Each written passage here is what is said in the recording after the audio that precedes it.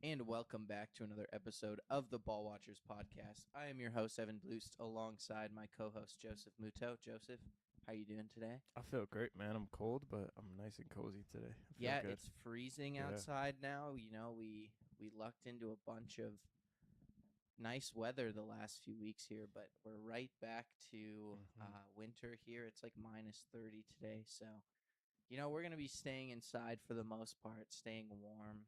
And what better thing to do Let's do it. than record a podcast? hmm So, yeah. We should also extend our congratulations to Joseph. He got Thank you. engaged this weekend. So, Thank you very much. please, everyone on the Ball Watchers, please extend your warmest regards to Joseph for that. Thank you very Congratulations, my much. friend. No, it's very exciting. I'm kind of tired because I'm an introvert and all this like socializing is draining to me. Even though I like I do a podcast with you, but yeah, it's been incredible. So I'm so happy. Yeah, I can imagine it's been a hmm busy week. But, Yeah. we'll only take up one more hour of your time, No, it's all good. I and then love you're this. off the hook for a whole week. So, Perfect.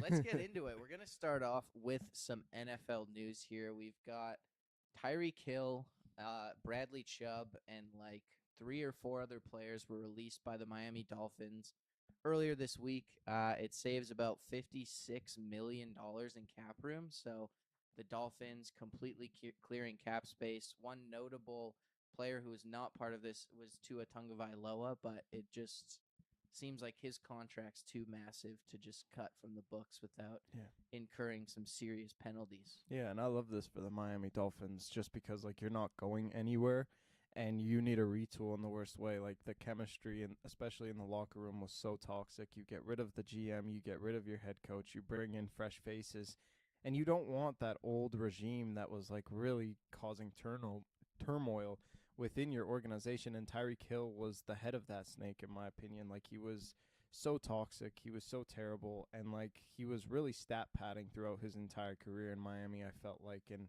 he had an incredible year 2 or 3 years ago where he almost had 2,000 receiving yards, and then after that, like 2 years ago, he didn't really have the chemistry with Tua, and then last year he's coming off the field after a season-ending injury and he's smiling on the cart and he's laughing, and it's just like that sort of culture is just not good for your organization. And I think that last piece is Tua Tagovailoa. I don't think he wants to be a part of this rebuild process or this new regime with Jeff Hafley. So it'll be interesting to see. I don't know the situation that Miami presents itself in, but this is a lot better where you have the two cornerstones, in my opinion, of Waddle and Achane with your offense who can still make this offense explosive, and your defense needs a complete retool. So I think they're going to put up a ton of points still, but they're almost reminding me of the Cowboys, a good to above average quarterback almost with a great offensive line, not a great offensive line, excuse me, great offensive weapons and a terrible defense. So they're going to put up a lot of points on opponents still, I feel like, and we'll see where it goes from here. So I really like this for the Miami Dolphins. I think this was long overdue. They don't have a lot of areas to go in, so when that's the case, just cut everybody that's old, cut everybody that is toxic in your locker room, save up some cap space, and have a brand new era of Miami Dolphins football. I love this from like the new coaching perspective. I mean, just being able to start fresh when you're a coach. They're not stuck with limited cap space or a bunch of terrible contracts outside of Tua at this point. So you give them the flexibility to do what they need to do and get the players that they want that'll fit their system.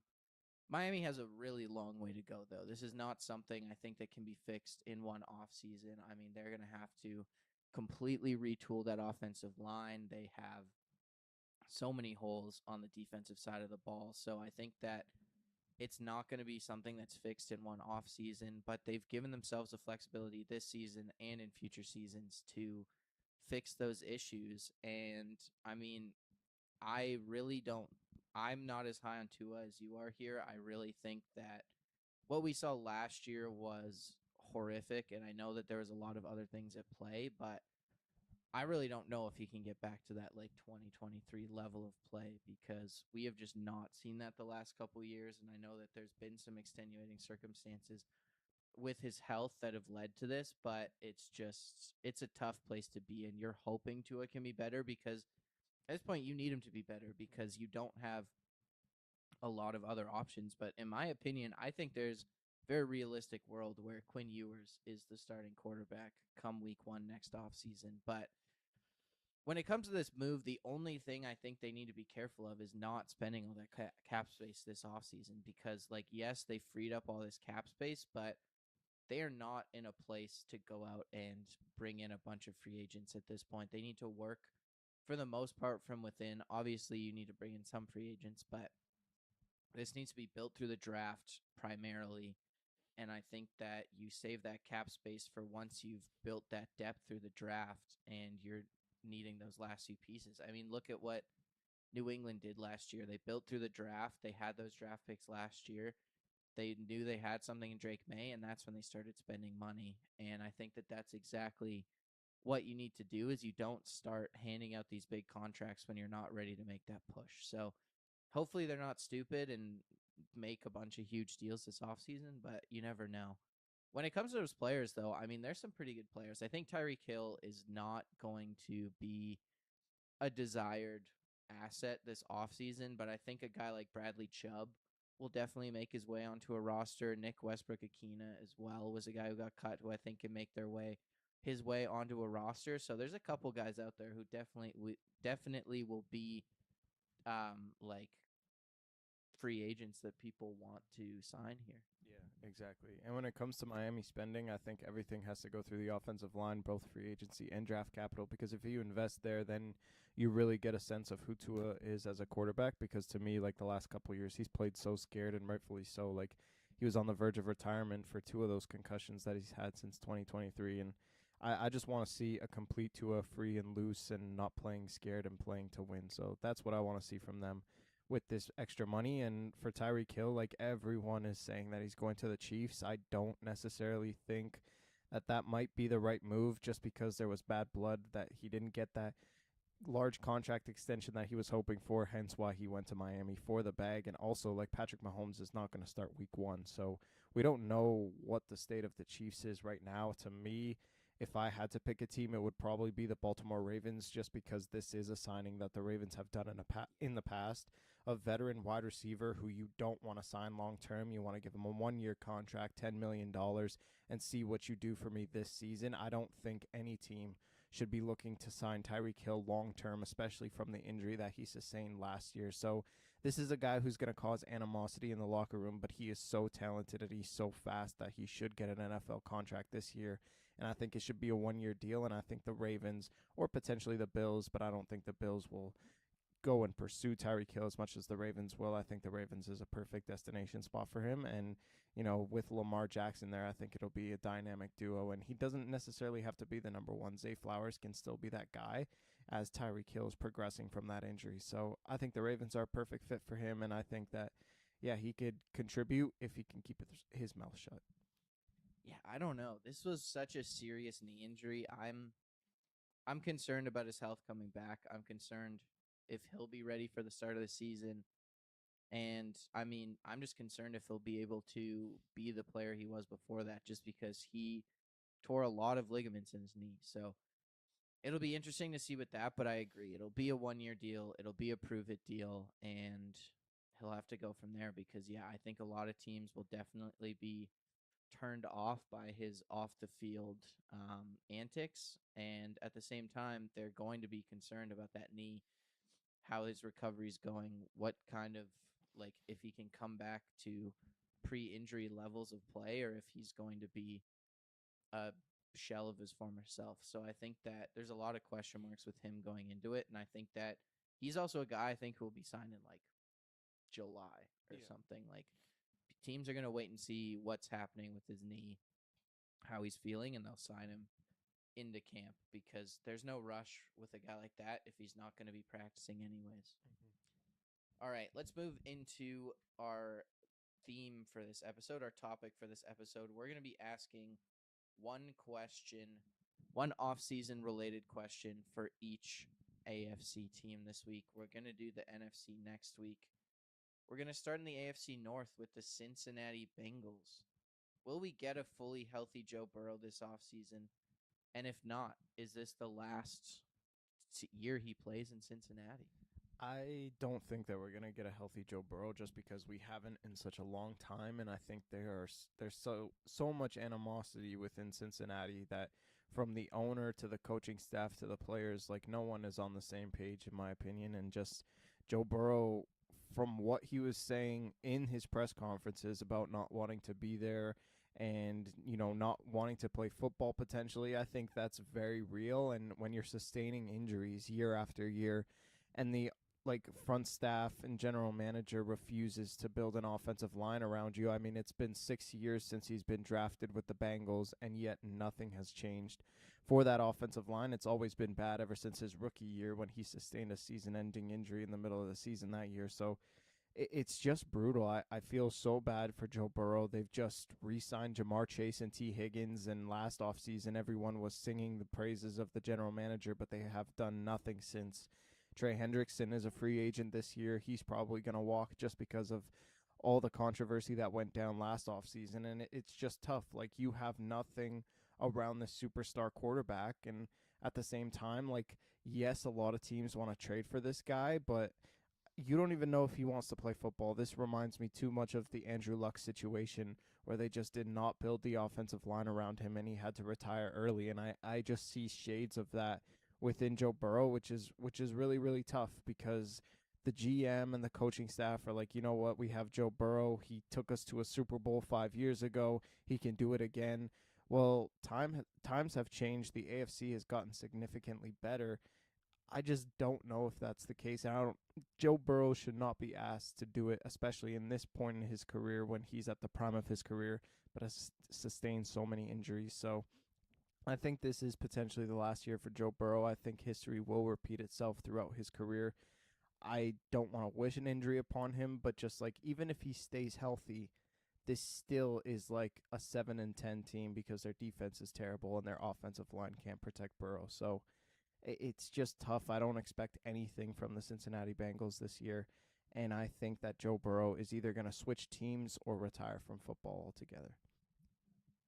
It is crazy that we're having this conversation. I mean, he's like an MVP level quarterback when he plays. And I think that, I mean, we went through last offseason without an injury for Burrow, and unfortunately, he gets injured in week 2. And at least this time he's going into the offseason healthy again. I think that's huge, giving him time to heal, rest up. Hopefully he's 100% ready for training camp. Hopefully he can survive training camp without an injury. But it's tough. I mean, the Bengals are just so hopeless, it feels like, and they've done such a terrible job building a team out, and I don't know where they go from there. They've done a terrible job with their free agent signings. None of them have really been impactful. They've done a terrible job drafting for the most part, and like they've spent the resources and just nothing has panned out into anything. And it's really just feels like it's Joe Burrow, it's Jamar Chase, T. Higgins, and maybe you can include Chase Brown in that conversation. And outside of that, there is no one on this team. And still they're competitive when Joe Burrow plays a lot of the time, and that's a credit to Joe Burrow. But there's got to be a point, I think, when Joe Burrow says, "Screw this, I don't want to be here anymore," because the owner's cheap. He doesn't want to spend money. You're letting your star players walk without really even trying. In a guy like Trey Hendrickson, you can't even get your rookies to play. Like, it just seems like it's a mess there, and it's a top down like issue where it starts with Mike Brown, and he's just not a good owner, and he's too cheap to make the tough decisions because a guy like Zach Taylor, in my opinion, should have been fired 2 or 3 years ago at this point, and he's still there, and his job security seems infinite at this point, and they have a very low amount of talent on this team. So I could see Joe Burrow getting fed up. I think he's close to the end of his contract here. Like, I don't know how if there doesn't seem to be any chance he resigns at the very least. And I don't know. I think it's tough because they definitely did what they did with signing Joe. with signing Jamar Chase and T. Higgins to appease Joe Burrow and try to keep him around. But at the same time, I mean, any of those guys can decide to leave. And I think that Joe Burrow is definitely going to be the first. And just a mess of an organization. It's really sad to see. I mean, they looked like they had such high hopes and a high ceiling when they made the Super Bowl a few years ago. And it's just been disastrous ever since, really. And I don't know. It just seems unfixable because they're just on this downward trajectory. They've dug themselves back into the hole they've been in for years and years and years before Joe Burrow. And I don't know how you get out of it at this point because they just don't seem to be willing to make the moves that are required to do that. Yeah, so sad. He's my favorite quarterback. It's so sad. I know. Like they're gonna spend like no money in free agency. Trey Hendrickson is gonna walk for nothing because they refuse to trade him and they refuse to sign him. And they're going to end up with no one on defense again. They'll draft someone who probably won't be that good. And yeah, this cycle will continue. All right, next up is the Cleveland Browns. Will their starting quarterback matter in terms of taking this young team and making them competitive? I think it does. I think Shadur has to be the starting quarterback, and I know Deshaun Watson is coming back, and that's why we talk about this question. And they want to justify the contract, but I don't think anyone is behind Deshaun Watson, and I think Shadur at least gives you a little bit of a spark, and Todd Monken absolutely loves him, and I think that I the Browns are going to be bad this year. There's no doubt about that. I just think that they're too young at this point and they don't have the cap space to go out and be competitive and sign all these free agents. But like you had last year, guys really come out of their shell. Carson Schwessinger, Harold Fannin Jr., Quidshot Junkins. They're going to be sophomores this year. They have the camaraderie. You have Cedric Tillman and Jerry Jeudy on the outside. I just think that there are pieces around this Cleveland Browns team. And you have another offseason where Shadur is basically the starting quarterback for you this year. I think a lot of the players, including Myles Garrett, the leader of this team, are behind Shadur Sanders. And I think he should start week 1, and he should be the starting quarterback throughout the entirety of the year. It shouldn't be Deshaun.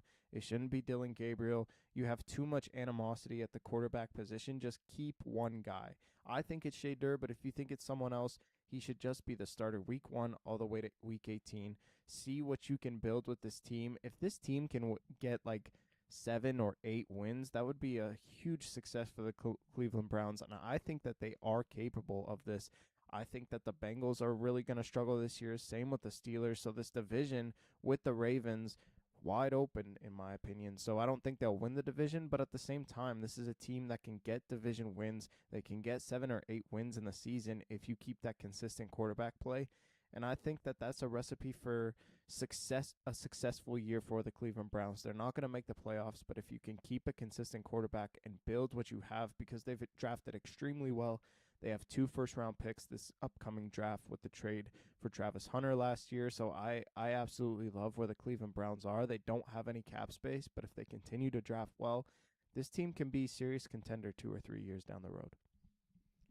I agree with the fact that it just needs to be consistent. You can't be rotating out quarterbacks. And I think that that's why it doesn't necessarily matter who it is as long as it's the same guy for most of the season, because I really like what you said, honestly. I completely agree. It's like they have pieces on both sides of the ball here to be a competitive team. And I think that even if the quarterback play is subpar or average, having the same guy in there week in, week out, unless he's like actually playing horrific, is what you need to continue to be competitive. And they have the pieces where it doesn't have to be on his shoulders.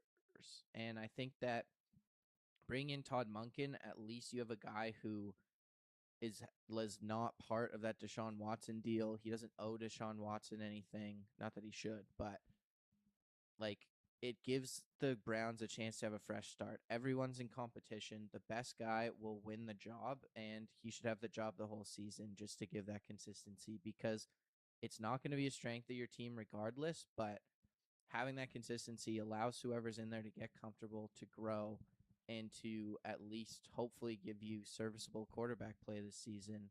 So I don't know if I don't think it necessarily matters who it is. I mean, I really don't think Deshaun Watson should ever play another snap of football, but whether it's Dylan Gabriel, Shador Sanders, someone else, as long as it's the same guy for the majority of the season, barring injury, I think that's the key because, yeah, they have a pretty solid offensive line. You have Judkins, Fannin, Judy. Like, you have guys who can make plays on this roster. You have great defensive players and you probably will have a pretty great defense. So we just need to see these pieces play to their strength, like elevate here, and just need some consistency because I think that's the biggest thing with the Browns is especially offensively. It's so hard for them to get in a rhythm last year because it's Dylan Gabriel one week, it's Shedeur Sanders, it's Joe Flacco. Like they're jumping all over the place, and it just makes it really hard for the players to get comfortable. They're playing with a new guy every week. They're practicing with a new guy every week. So consistency, consistency, consistency is the biggest thing here.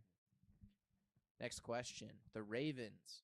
Will Jesse Minter find a way to bring this Ravens defense back to their elite status they've had in the past? Yeah, I really hope so, and I think he will. I think there's enough names at the inside linebacker position and the safeties that they just have to play better, and I think they will under Jesse Minter. But the number one thing he has to do is he has to find the diamond in the rough pass rusher. They have a higher draft pick just because they didn't make the playoffs this year, and they usually never do that. So you have a higher draft pick than anticipated. You have to hit on an edge rusher in that first round. You have Mike Green that you drafted in the second round. Like, you need to use those guys and just elevate their game. And I mean, Jesse Minter can definitely do that. Khalil Mack had a resurgence in LA after he was on a downward trajectory in his career, and he made Tui Pelotu a Pro Bowler this year. So I think Jesse Minter is more than capable of this, and they just desperately need pass rushers, especially on the edge. I mean, Justin Matabike, he's not giving you as much as he did 2 or 3 years ago. He might not even play anymore. Yeah, exactly. And he came out with a season-ending injury last year. So it's just like, who is going to be the guy? And I think Jesse Minter needs to find that guy because once you establish a pass rusher, then you have this secondary who is elite, in my opinion, with Marlon Humphrey, Nate Wiggins, and Kyle Hamilton and the crew. You have those guys. I just think that you cannot ask them to cover these wide receivers for 5 or 6 seconds. You need those edge rushers to get to the quarterback, and I think Jesse Minter is the perfect guy to do that.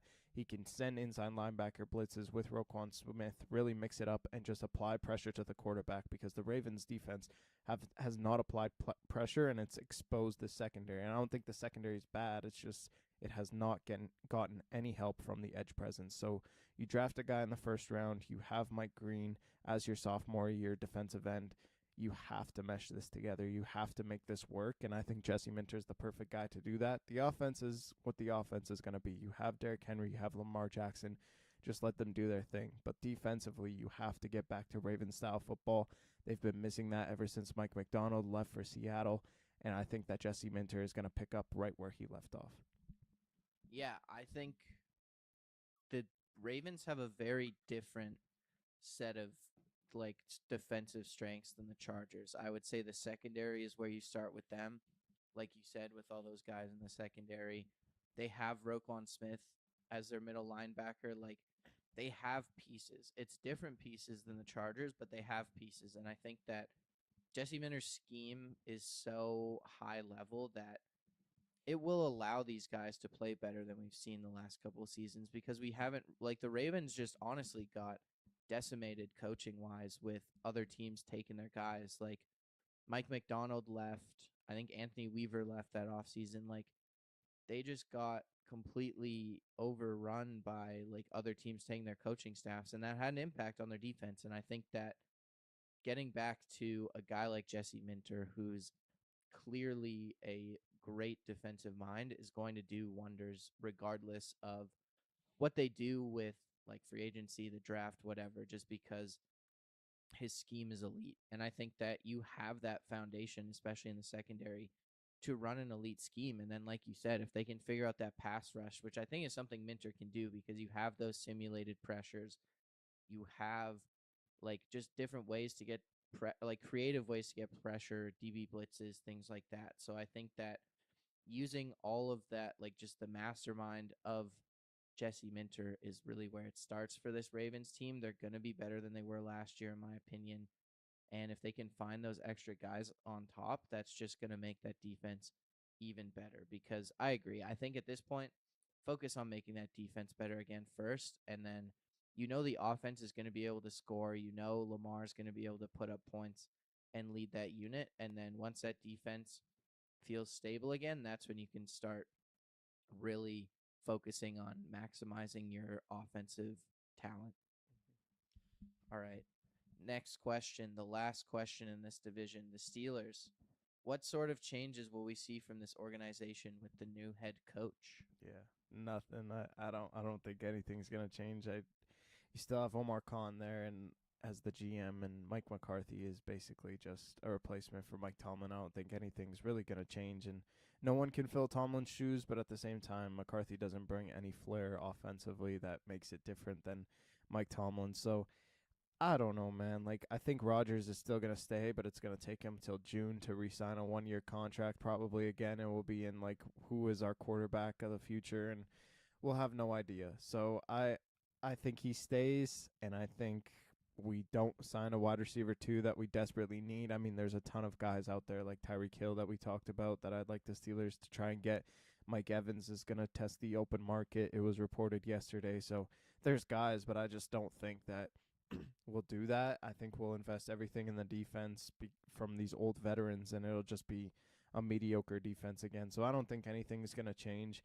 I still think this team is going to be subpar. I think they'll probably get 7 or 8 wins like the Browns did, and I think they'll have a losing record.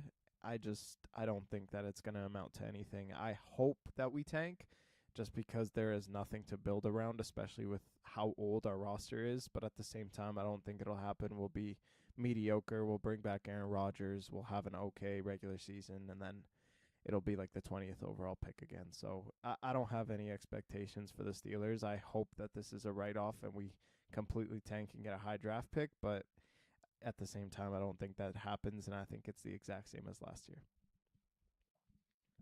Yeah, it's a tough spot to be in. I mean, you're at the same position you've been in for the last who knows how many years at this 10 point. years probably. 10 years, and yeah, nothing seems different. I honestly could see, I think the biggest thing, the biggest change is McCarthy's more of an offensive guy. I think there's a chance that they do devote a bit more resources towards the offense, but at the same time, they're kind of hamstrung because or the last season at least, their defense was the highest paid in the league. They're definitely still going to be one of the highest paid defenses in the league, so there's just that much less to devote to the cap space. But the other thing is with bringing Mike McCarthy, it's a guy that Aaron Rodgers knows, which means they're probably hoping Aaron Rodgers will come back, and then you need to do something on offense, man. Like, their offensive line is solid, and they devoted a lot of resources to it over the last few years, especially through the draft. But you need to do something. You need a receiver. You need a next level tight end. You need something, and it just doesn't feel like Pittsburgh's ever going to do that. They're very adamant, it feels like, in devoting those first overall picks to the trenches the last few years for the most part, or the defense. And yeah, I really don't know where they go from here because it feels like a team that needs to tear everything down, but they don't want to do that. And there's not really a quarterback that you'd be wanting to take in the middle of the first round, so you're probably not getting a developmental guy. Like, it really does feel like everything is going to stay the same. They're going to be an Aaron Rodgers led team who hopefully has a better defense than they did last year. And you're hoping Mike McCarthy brings a little bit of juice to that offense and like meshes well with Aaron Rodgers like they have in the past. But Mike McCarthy feels washed up. Aaron Rodgers feels washed up. This whole team feels washed up, honestly. And it just feels like another lost season. And maybe this is the year they finally decide to tear it down, but I don't think you can even hope for that at this point because they never want to do that. All right. I don't know. It's weird because like Seattle did that for a long time and they managed to kind of dig their way back out, but at the same time, it's tough. it's a tough place to be, I think. You guys drafted so well too. Like you had young pieces to work around. We Yeah. got no one. We got like so many 30-year-olds on the defense that there's nothing to build around. And there was first round picks, right? Like Yeah. they were able to trade Russell Wilson for first round picks, Mm-hmm. getting extra draft capital. The Yeah. Steelers are just using their draft capital every single year, and Yeah. it's not enough. Mm-hmm. All right, AFC West, the Broncos. What is the missing piece that'll take them to the Super Bowl, Joseph?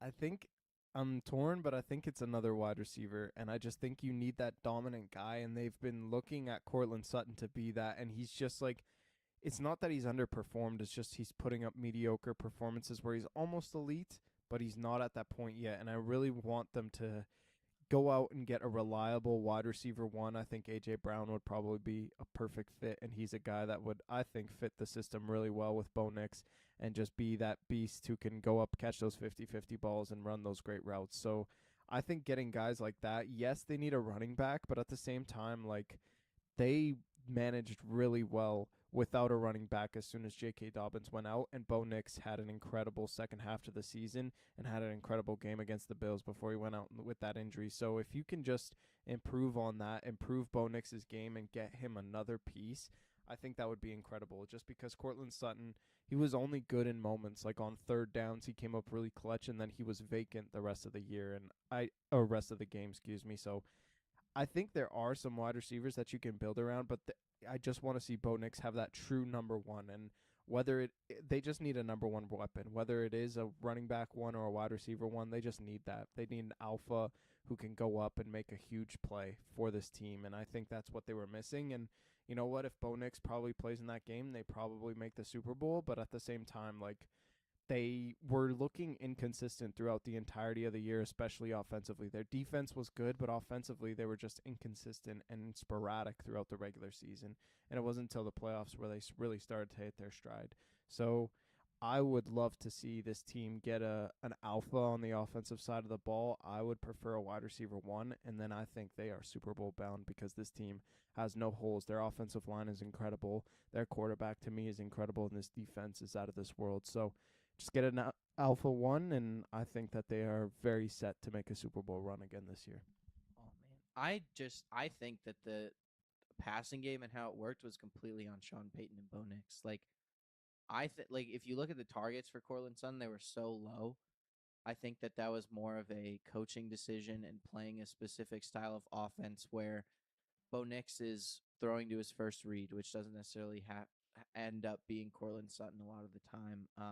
I really think running back is where they need to go here because, excuse me, while J.K. Dobbins was very solid when he played, he can't be reliable or he can't be expected to be healthy on a consistent basis.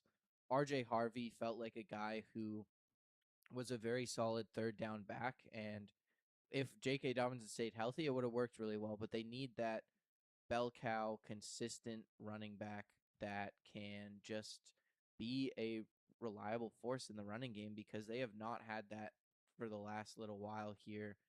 And I think that that would really help because you're talking about that consistency, and I think that the run game brings consistency. If you can run the ball for 4 or 5 yards a carry every single time, you have that baseline of moving the football. It draws teams close to the line of scrimmage. It opens up the passing game. And I think that that's something they really lacked and why Nick struggled at times because I think a lot of teams, especially later in the season, were just like, your run game sucks. We're not going to do anything. So getting a running back that teams actually have to respect and a run game and developing a run game that teams actually have to respect, I think is number one here. Getting a guy high in the draft would be, I think, the biggest move for them because they don't need any pieces on defense and offensively. Like their offensive line is good. They have a good quarterback. They're good at all the right positions. It's just those accessory pieces. And I think that a running back would be a great fit there. Just getting a guy who will get you 4 or 5 yards a carry, who's dangerous in the pass game, who's dynamic, and will just really take that pressure off Bo Nix because it really felt offensively like everything was on Bo Nix. And I think that that next step is just relieving a bit of that pressure, getting a good run game, and going from there. Yeah. And their offensive line is so elite. Any Exactly. running back would be good if they were high caliber for sure. Exactly. You just need a guy. You need an athlete, I think, is the biggest thing. Guy who can get explosive plays. All right, next up is the Chargers. Will Mike McDaniels being there elevate or hurt Justin Herbert?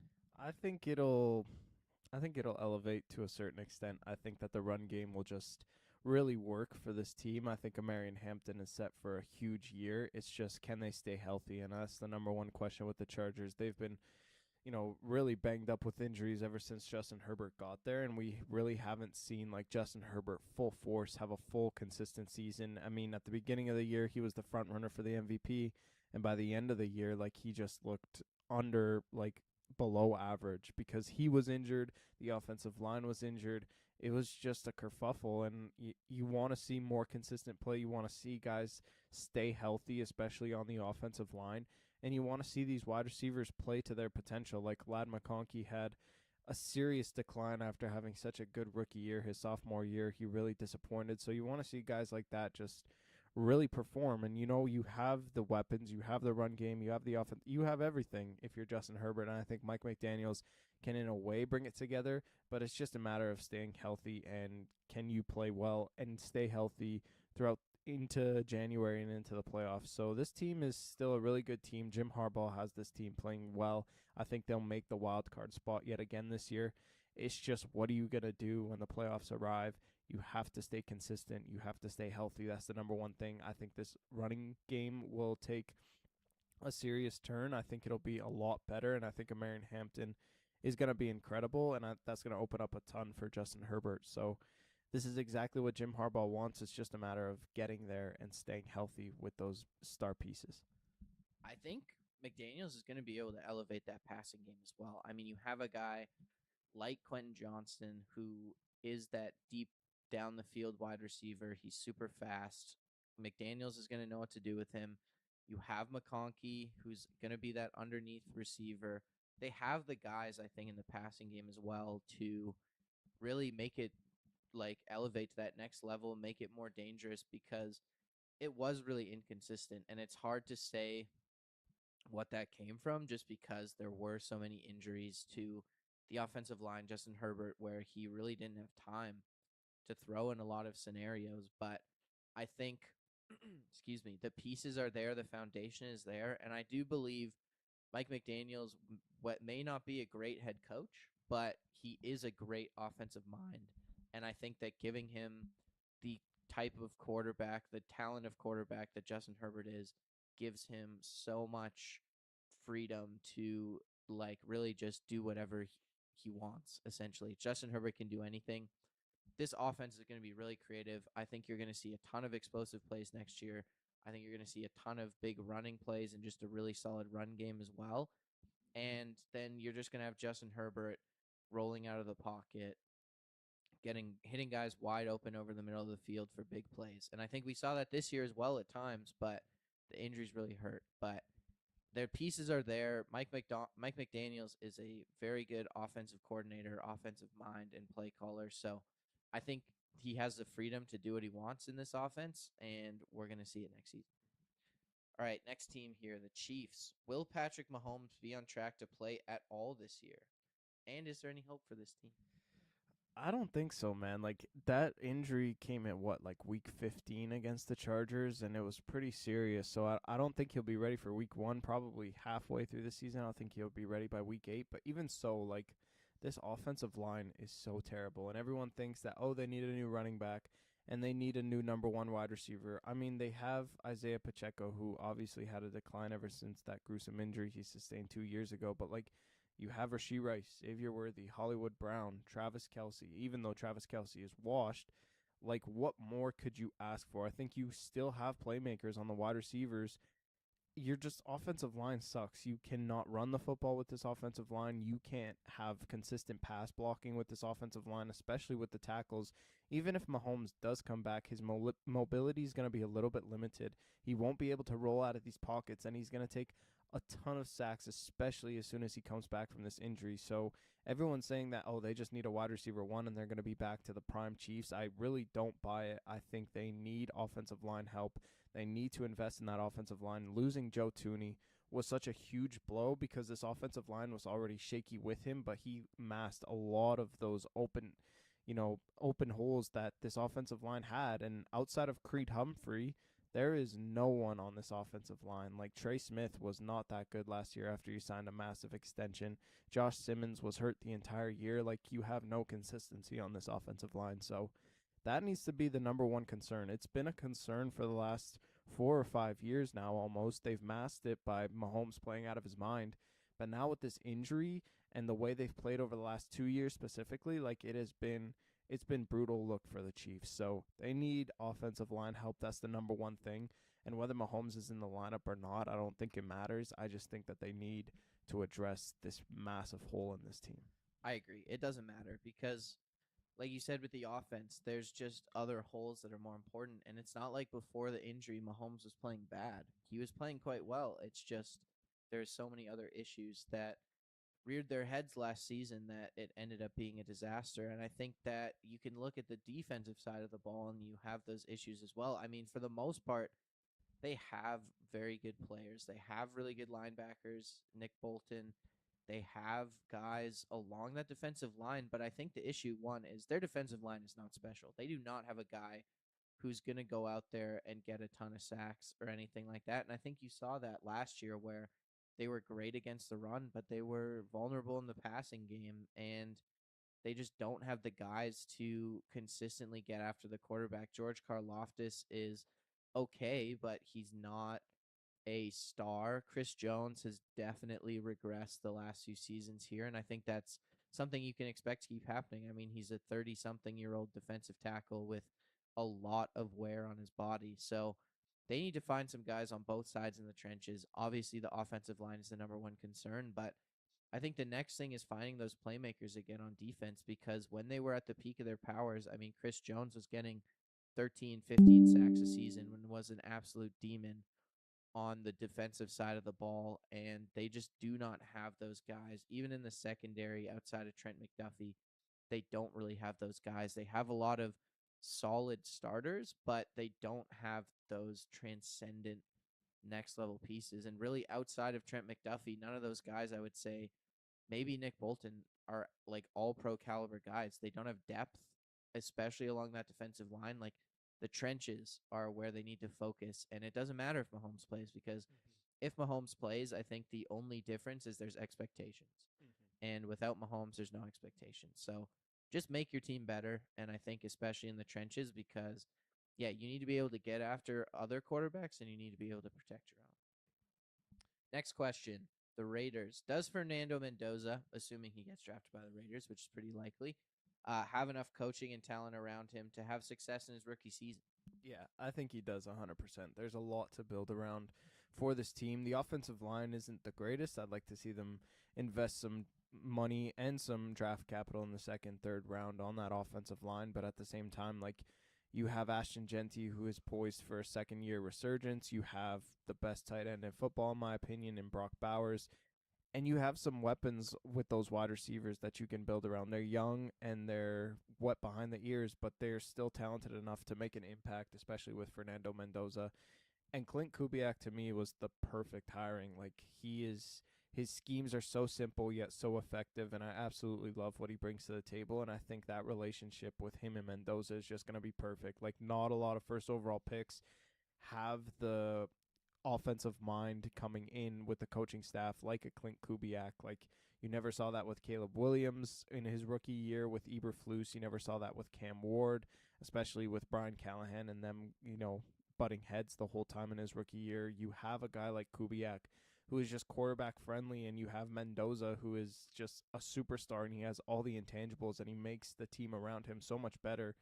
I just think this is a match made in heaven. The defense is going to be really, really shaky, especially with the Max Crosby situation. You don't know if he even wants to play for you at this point with all that drama. But offensively, I think they're in a really good spot. They have a great running back. They have a great running game that Clint Kubiak is going to elevate. And you have a number one. And yes, it's at the tight end position, but still, like, he is just a hybrid wide receiver who can put up like 12 to 1,300 yards for you in a season. So very easily. So I think Mendoza is in the perfect spot. It's not like picture perfect just because he doesn't have that offensive line or that superstar wide receiver, but like he has enough to where he can put together a really good rookie year, and this is a much better first overall pick situation than I think a lot of his predecessors found themselves in. I think my issue is the offensive line. Like it was so bad last year, and I think that they they just need so much help along that offensive line that I don't know, and I don't know where they're getting it. I think is a big thing. Like obviously Jackson Powers Johnson, there's that like video or whatever that came out that he was like, I want to play center. I'm better at center, and then he played guard the entire season. So I mean, hopefully Kubiak puts him at center in his more natural position because I do think he's a guy who has all the tools to be a really good center in the NFL. You have a solid left tackle in Colton Miller, but those other positions, like the offensive line was a disaster. And I think you do have the skill position pieces, but I think Mendoza is going to be under a ton of pressure overall. And I do love the Kubiak move. I totally agree with you on that. And I think that Kubiak's a guy who can mitigate some of that offensive line like skill gap because I mean, look what he did with Anthony Bradford. They won the Super Bowl with a guy who basically didn't do his job ever. So he can definitely do it, and I think it's there. I don't think Mendoza is being left out to dry here, but the offensive line concerns me because I mean, Geno Smith had a particularly disastrous season last year, but at the same time, he had no time to throw. He took so many sacks. Some of them were definitely his fault, but he still took a ton of sacks, and I think that he wasn't well protected. So the Raiders have a lot of work to do. I think offensive line is the number one priority, and I think that getting a reliable receiver is that next step as well because they have guys who can who showed some promise, but like I just don't think they have that like reliable outside target. And I think that Brock Bowers is going to get a ton of volume, a ton of like looks in this offense, and I think that's going to be Kubiak's number one guy here, but I think you need a guy on the outside because you need someone to win down the field. You need someone who will get open outside the numbers and deeper down the field because I don't think it just how the tight end works and is played. It's not going to be the like number one fix. And I mean, we saw like the Chiefs rely on Travis Kelce as at number one for a long time. So it's definitely possible. And I think that Mendoza has like a decent framework there. I think they're going to rely on Genty a lot more, run the football a lot more, and probably better. But the offensive line truly is what scares me here because outside of a couple guys, they need to do some serious work there before it's even like average. All right, two more divisions, Joseph. The Buffalo Bills as we move into the AFC East.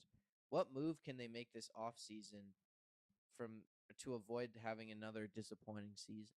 Yeah, I don't even know, dude. They need so much, and I think just a wide receiver one would probably be the number one thing. But we've been asking that for 3 or 4 years now from the Buffalo Bills ever since Stephon Diggs left, and it just has not happened for this team. And they need a ton of work, and I don't think that it'll happen just because they kept their general manager, who has done basically nothing in the offseason except extend James Cook and Josh Allen prematurely, in my opinion, and it's handcuff them to the point where they can't get these big time free agents. They have to sign these veteran guys like Joey Bosa on 1 year deals, team friendly deals, and just hope that they get the most out of those players. And Joey Bosa had a great year. I'm not throwing any shade, but it's just like those are the types of moves that they're making, and they're gonna have like the 25th overall pick, and it's gonna be such a mid player that it's an okay draft pick like a Dalton Kincaid or a Maxwell Harrison, but it's not elevating your team to like be in Super Bowl contention, which that's what your type of quarterback demands of because of his talent. And it's just I don't know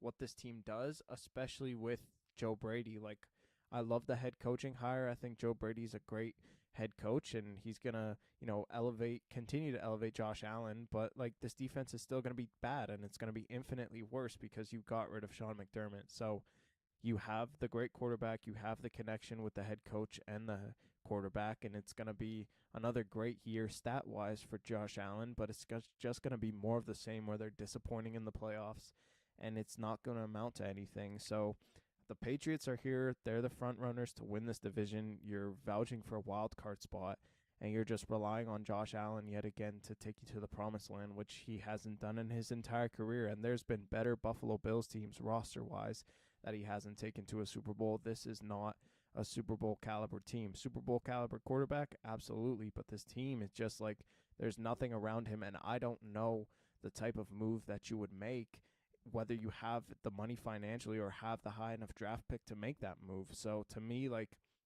you can sign a veteran, it'll be good on paper, but it's just not going to elevate to you to the point where your quarterback demands you to be.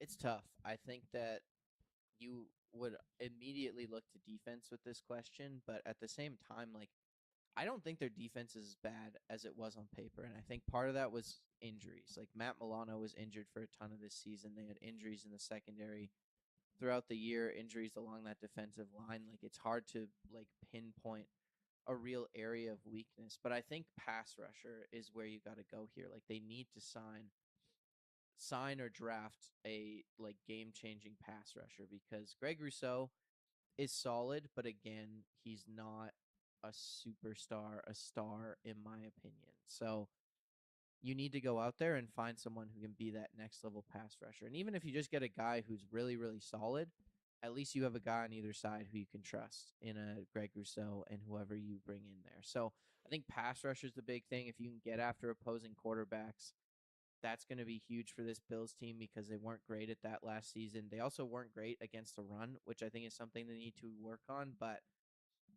if you have solid pass rushers, you have guys who can fill their gaps, make plays. That's going to help the run game as well because they're going to be able to beat the guy in front of them and be in position to make a tackle. So I think that pass rusher is the biggest thing here. The offense, in my opinion, can work.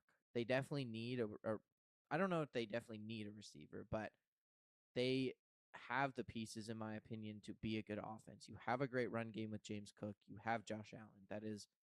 You have a great offensive line. I think that's all you need. You have guys like Khalil Shakir who can make plays. I think Keon Coleman deserves another shot here. He might be gone, but he deserves another shot. You can draft another receiver maybe, but I think they have the pieces offensively. You got to look towards the defense and bring that defense up to the level of like the offense and what Josh Allen can do with the offense because I think that's what's going to make your team better is having both sides of the ball be good instead of your offense being way better than your defense.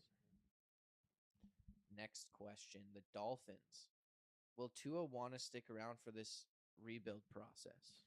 I don't think so, man. I think he's fed up, and I don't think like the new regime of the Dolphins has any allegiance to Tua Tagovailoa, new GM, new head coach, defensive-minded guy, and I just think that they don't need an average quarterback making $250 million throughout his contract. So I think Tua's out the door. I don't expect him to play.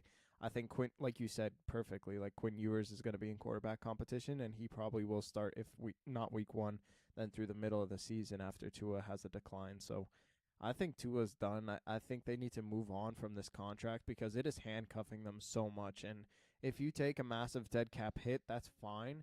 But like you just need to move on for the locker room's sake. You need a new voice. You need a new leader at the quarterback position. Whether that's Quinn Ewers or someone else remains to be seen. But to me, it's not Tua at this point. And I don't think you could get the most out of him, especially with the head coach that you hired. It's a defensive-minded guy. If you had Mike McDaniels bringing the most out of Tua Tagovailoa and he was giving you above average quarterback play for half a season in 2023, I think that's all you can amount with Tua. So I think you move on. I think it'll be great for both sides to just have a fresh start, and I think Tua will play better on another team just because he'll play less timid. He'll have a better offensive line because the Dolphins have one of the worst offensive lines in the league. So I just think that it's time for a change. It doesn't make sense because Tua is a different era of Dolphins football. They want to move into a completely new era with Waddle and Achane. I think those are the only two pieces that you can build around. Tua is not one of those guys, and so I think it'll just be good for both parties, regardless of the dead cap hit that the Dolphins will take from releasing him. I think it'll be great that they get rid of him and Tua finds a new home and potentially gets back his magic. I don't think it matters. His cap hit's just too high. He can't be gotten rid of, I think, at this point. And I think if they were going to get rid of him, it would have already happened. They made all these cuts. We talked about it earlier in the episode, and Tua was not one of them. And I think that the only reason he was not one of them is because that cap hit's too big and they don't want to deal with that dead cap. So I think Tua's sticking around. Whether he plays or not this season, I don't know. And it might just be like a Kirk Cousins on the Falcons situation where he just sits as a backup. Maybe he plays based on an injury, but he sits there, hangs out a year, and next year maybe when the cap hits a little bit lower, they have a little bit more flexibility, they can get rid of him. I just don't see this offseason how they get rid of Tua because that cap hit is so enormous. And I mean, obviously, we've seen the Broncos deal with that situation and overcome it, but I don't think teams want to get into that situation. And they kind of have no choice here, the Dolphins, because either he's sitting on your roster anyways or you're eating that dead cap. But I don't think they're cutting him because I think if they were going to cut him, they would have already done it. So it doesn't matter. He's going to be stuck there. He's going to be trapped. No team's going to trade for that contract. So he's just stuck in Miami until they decide to cut him, which I think at the earliest would be next offseason. All right, the Patriots. Was last year a fluke, or are they going to be a juggernaut for years to come?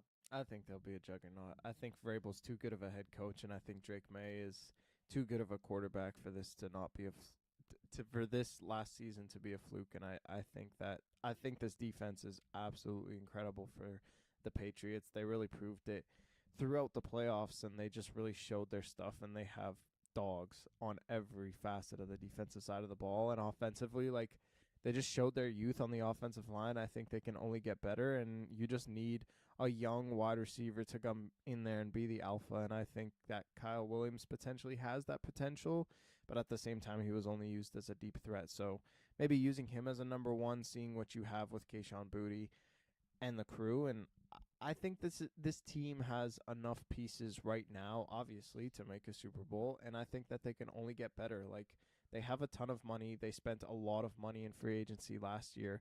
They've been prone to spend a ton of money in the offseason, even when Bill Belichick was there. So I think they're going to do it again this year.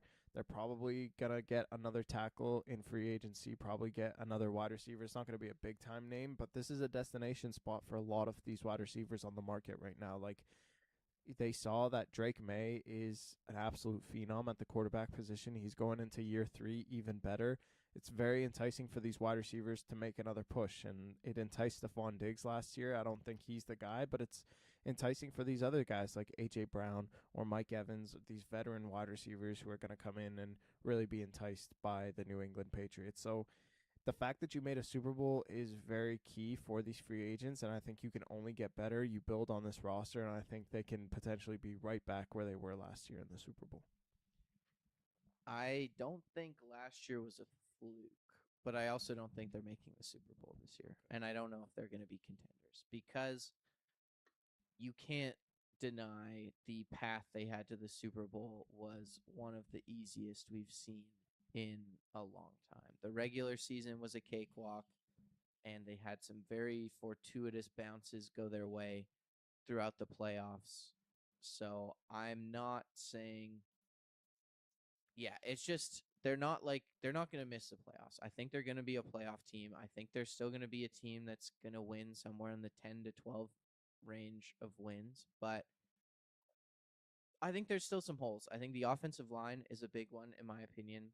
I think the defensive line, especially the edge rushers, they don't have a lot of juice there. And I think that while interior pressure is critical and probably the most important way, the easiest way to get to the quarterback, you need guys on the outside, and they just do not have that at the moment. But I do agree, Mike Vrabel's a great head coach. He's going to make that defense good.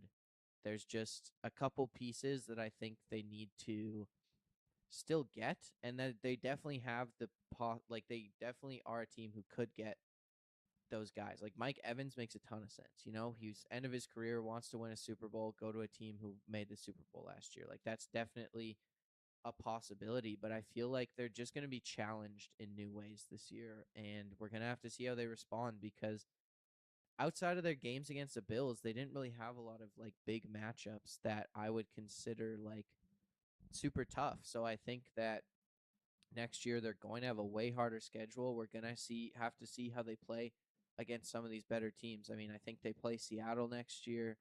They're going to play the division winners in the AFC. Like, we're going to have to see what that looks like for the Patriots. But like the run game, I think they have the guys to be good in the run game, but the run game is terrible. That needs to be fixed because I think against some of these better teams, we saw it in the Super Bowl. You can't rely solely on Drake May to dig you out of these holes yet. And I think that you're going to have to see that get better. But at the same time, they have pieces, especially on the defensive side of the ball. Like Gonzalez is a great, Milton Williams, Christian Barmore is a great tandem. They have the guys there. It's just how does this team look against better competition? And I think that that's honestly my biggest question for this team going forward. And I think that they're going to take some lumps this next season where they're going to have to overcome some adversity, and maybe that makes them a better team, and maybe they do end up making the Super Bowl again. But I can't quite call them a juggernaut yet just because we haven't seen them really face adversity except in the Super Bowl, which they didn't handle great. So you need to see them face that adversity. I think that's the biggest thing. I don't think this is a bad team, but I think it's undeniable that their schedule and just their path to the Super Bowl was quite soft in relation to some of these other teams. All right. Our last division here, Joseph, the AFC South. Oh, you forgot the Jets. I The forgot Jets. the Jets. Oh too. my God, I totally forgot the Jets. Oh, it's all Makes good. sense. Classic. But the Jets, course. before we move on, we've got one more team here. Where do they get their quarterback? Bro, I don't even know, man. They need so much more than just their quarterback. To me, like Dante Moore screwed them so bad, and I can't even blame Dante Moore, bro. Like Dante Moore is not even that good though. Like I don't know. I mean, he would have been the second overall pick, but it would just been because of need. So I don't know. I think that their next quarterback, spoiler alert, will be Ty Simpson. I think with that Colts first round pick that they got in the Sauce Gardner deal, I think Simpson is gonna climb up boards based on the combine and his pro day that NFL teams are going to go crazy over, and I think the Jets are way too desperate because no one else wants to go to New York, and that's the number one thing. Like, there is nothing to build around with this team. Like, regardless of what they do with the second round pick, and regardless of second overall pick, and regardless of what they do with that Colts first round pick, like, it just does not matter. So I don't know what you do, honestly. You have Brees Hall probably walking out the door, and this defense is absolutely terrible, especially with Aaron Glenn. They did not have a single interception the entire year last year, which was a NFL record in the worst way possible. So outside of Garrett Wilson, there is nothing to build around. You have a good offensive line, but no quarterback to, really flourish in the system. So I think it'll probably be Ty Simpson just based off of we desperately need a guy and we have like literally no one. So I think he's the guy, but I don't expect big things from him. I don't expect big things from this team, and this team is just it's been so bad for so long. I actually feel so bad for Jets fans, and they're going to be one of the worst teams in the NFL again. The Jets need to forget about the quarterback position. Let's just run back Justin Fields. He signed a 2-year deal. You have, I think Teddy was it? No, not Teddy Bridgewater. Tyrod Taylor. Keep him in the building, whatever. Run it back. Ignore the quarterback position. Don't even think about it. Get good players. It does not matter. Just do not think about the quarterback position. Use those first-round picks on defense, on offense, anything else, because the Jets have been chasing the quarterback for so long.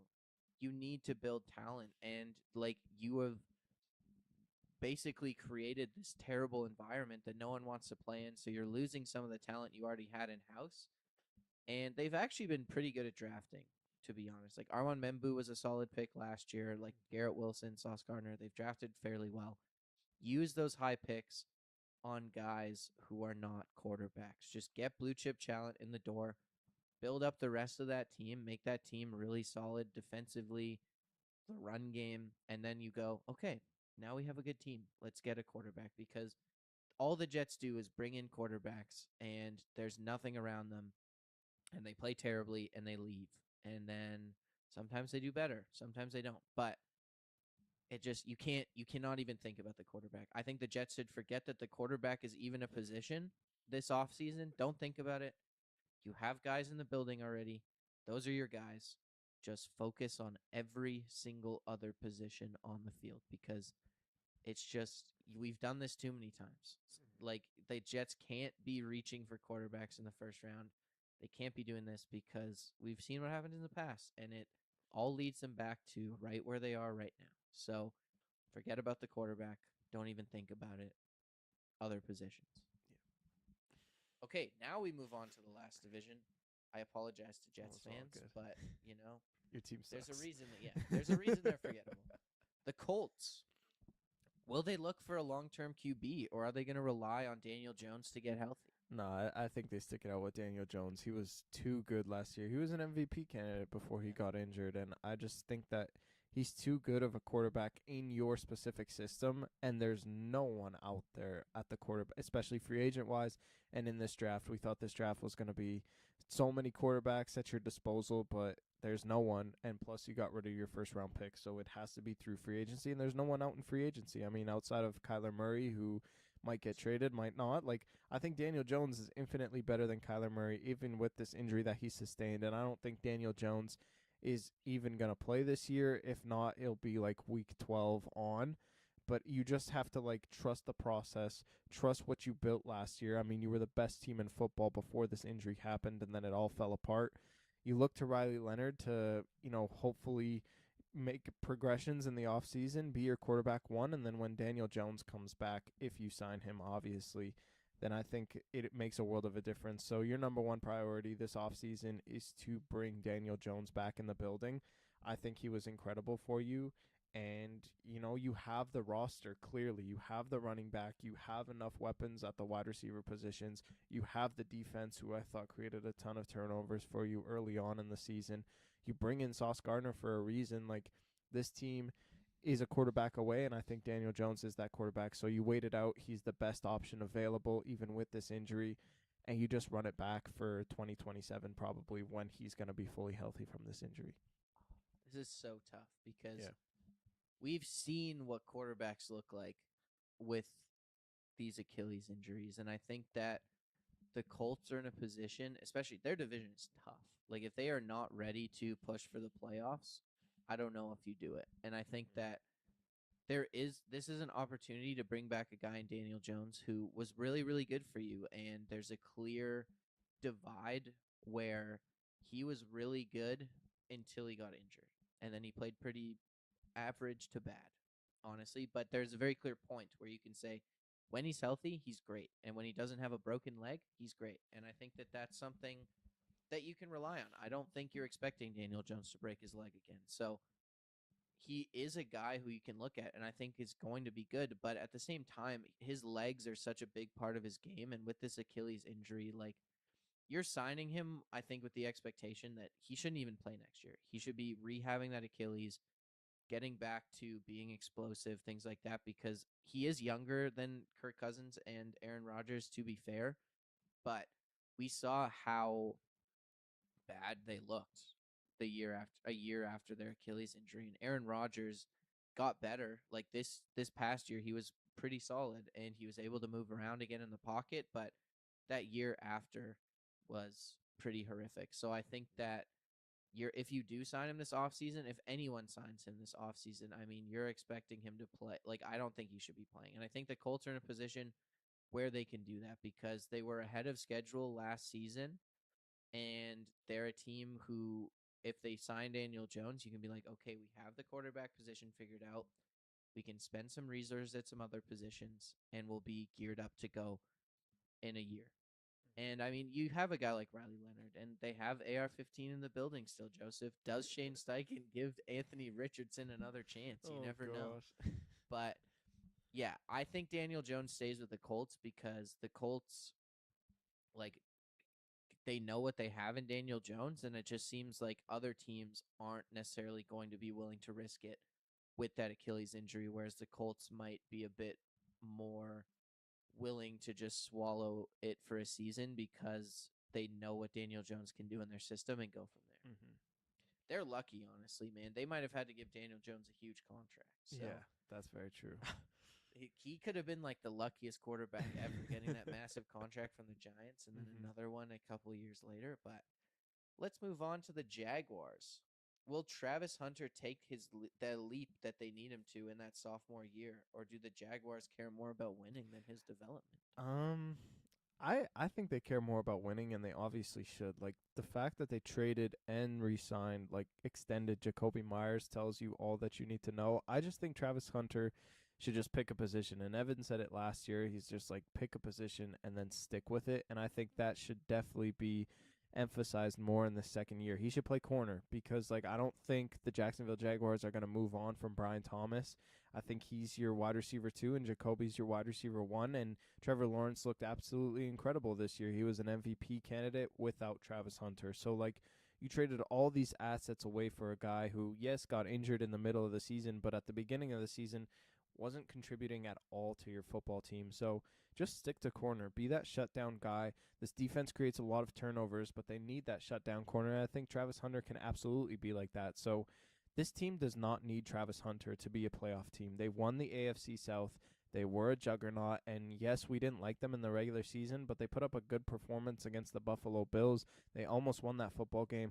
They were consistent throughout the entire year. Liam Cohen put together a really good football team, and this defense created a lot of turnovers. So I just want to see Travis Hunter contribute to the defense specifically. They have the weapons. They have Brenton Strange at the tight end position, who is developing. They have a good run game.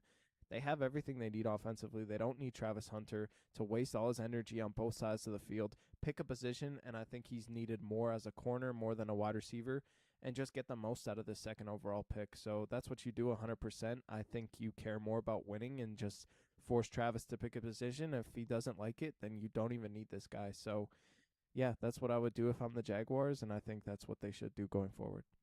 Yeah, I was thinking about it when you're talking about the Cleveland Browns having that extra pick earlier. Like, it is so funny that the Jaguars went 12-5 and Travis Hunter did literally nothing. Yeah. Like, it just feels like that trade was so useless at Mhm. that point. And like, it wasn't necessarily bad because I mean, it seems like you're in a good position. You don't necessarily need a guy in the first round this year, but like, man, that's unfortunate. And I think Travis Hunter definitely showed some things later into the season before he left with that injury, but I think you're right. It's just you got to pick a position, and whether it is wide receiver or corner, just play that position. And like, I don't know, I think he's going to want to play receiver, and maybe the Jags do that, and you just rely on that offense to be really good.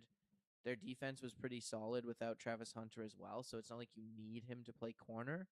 I would almost lean receiver because I think it gives you a bit more depth. It gives you a bit more leeway with the Brian Thomas situation, just because he was so like not he was bad this year, honestly. And I think that having Travis Hunter there, if you decide we're done with Brian Thomas, we're shipping him out, you have another guy there who can be your wide receiver too. So I would lean towards him playing offense, but I think it's just pick a side because two things. Trying to learn a defensive playbook and an offensive playbook is just so much to memorize.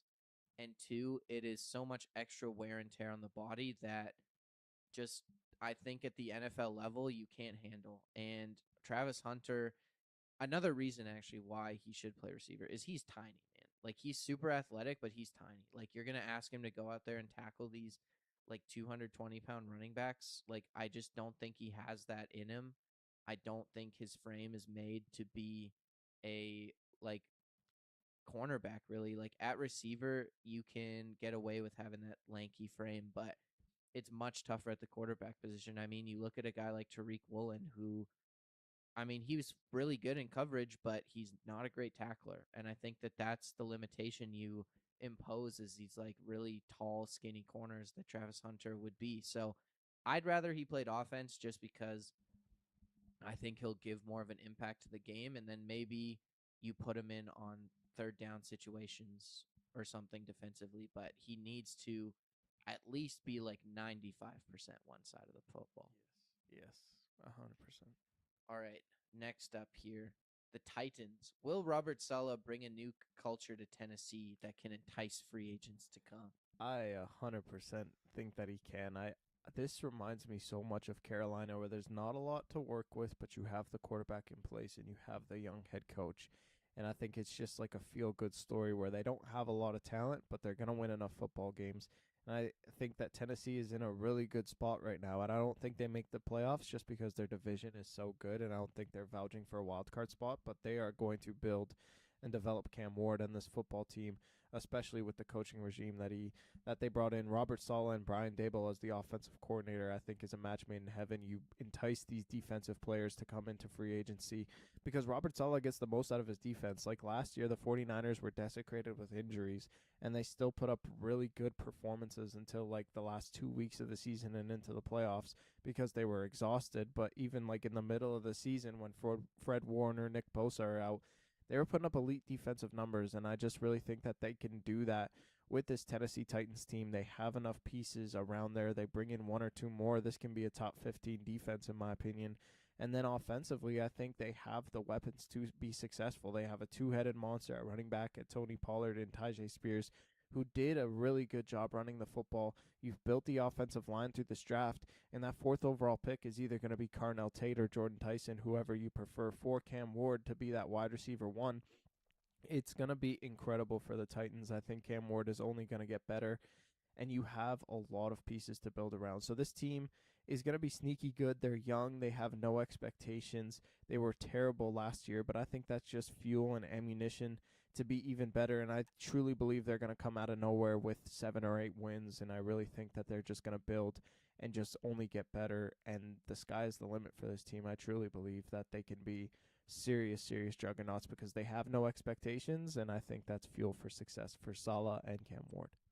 I think Cam Ward's success down the stretch is also a huge piece to this because, yes, you brought in a head coach who I think a lot of people like and definitely shows a lot of promise, especially with the defense. But Cam Ward looking promising and showing those flashes down the stretch is really encouraging for free agents coming in where you go, okay, we have a guy who can lift up the defense, make it better, and we have a quarterback who can lift up the offense and make it better. So you have those two guys as the figureheads of your organization at this point, and I think that's all you need. Players are going to want to go to Tennessee, I think, to play with Cam Ward, be a start of something, and there's a chance this season isn't the year that they start really getting those free agents, but I think you'll see them build that success, like you said, and then a year from now is when the free agents will be like, okay, Robert Saleh has proven himself, which I think he will.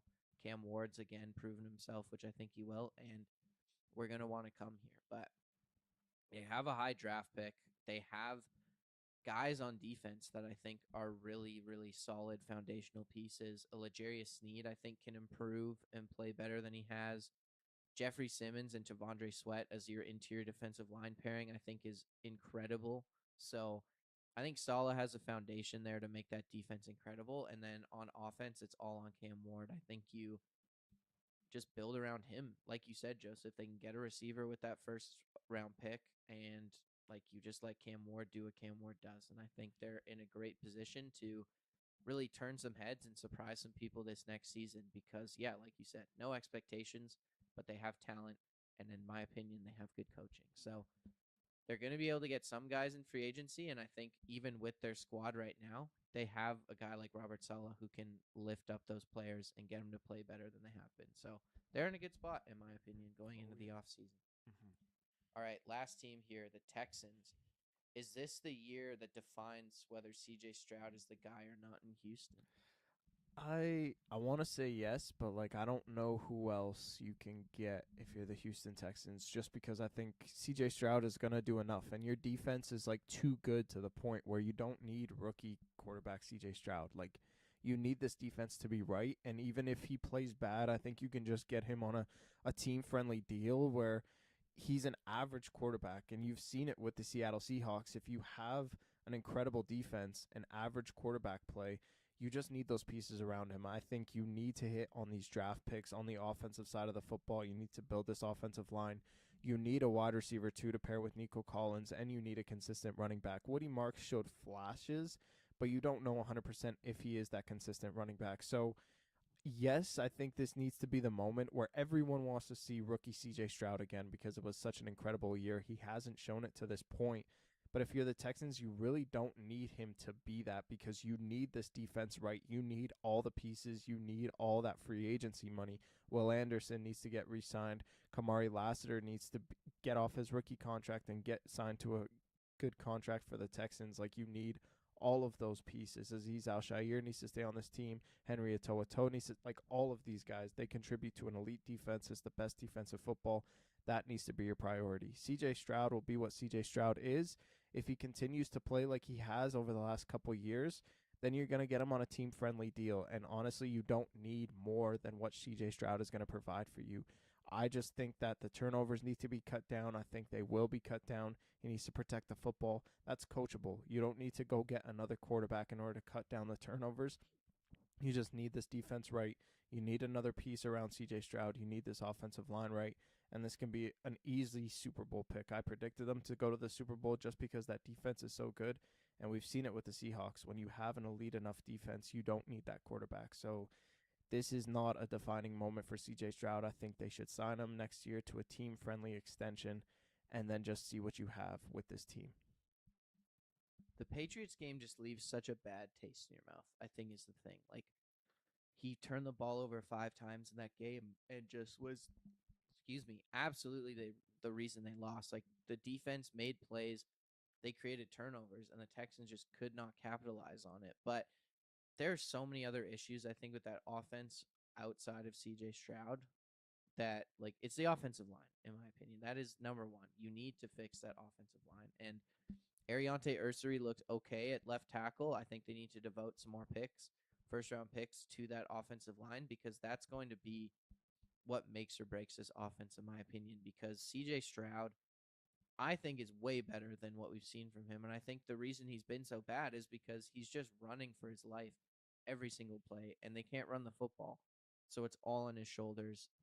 Defenses know that, and they're able to just pin their ears back and get after Stroud. And I think that it makes you antsy in the pocket. It makes you make rash decisions. And I think that you got to get that offensive line in check. And that's going to be the biggest thing for the Texans this offseason is keeping that defense together, like you said, Joseph, and then just making that offensive line better. Because even if you only have Nico Collins, having a better offensive line is going to just make that pass game better. It's going to make the run game better. So offensive line's the biggest thing. I don't think, unless CJ Stroud is like actually terrible this season, he's going to be the quarterback in Houston. I agree with you on that. I think that you'll get him on a nice deal and you'll be able to roll from there, work on that defense, focus on that defense. But the offensive line is got to be the biggest focus in the offseason for me because, like, I just don't think that it's fair to evaluate CJ Stroud when you trade away Laramie Tunsil, you trade away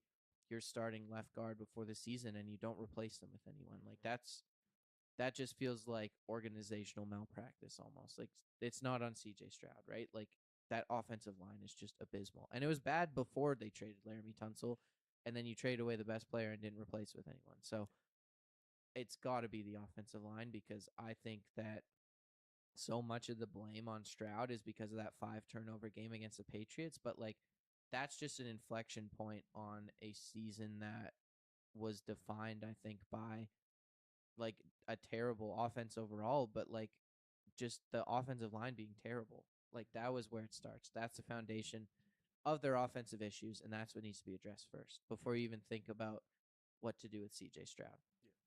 Yeah. All right, that does it for this episode of the Ball Watchers podcast. Thank you very much for listening. We'll be back next week with another episode. Hopefully it's a little warmer, a little nicer out, but till then, make sure you follow us on Instagram and TikTok at BallWatchersPod. We post lots of clips over there. And then the YouTube, we've been streaming every single episode over on YouTube. Make sure you subscribe to our YouTube at Ball Watchers. You can watch all the episodes on YouTube over there as well. So thank you very much for listening, and we'll be back next week. Stay up, Ball Watchers.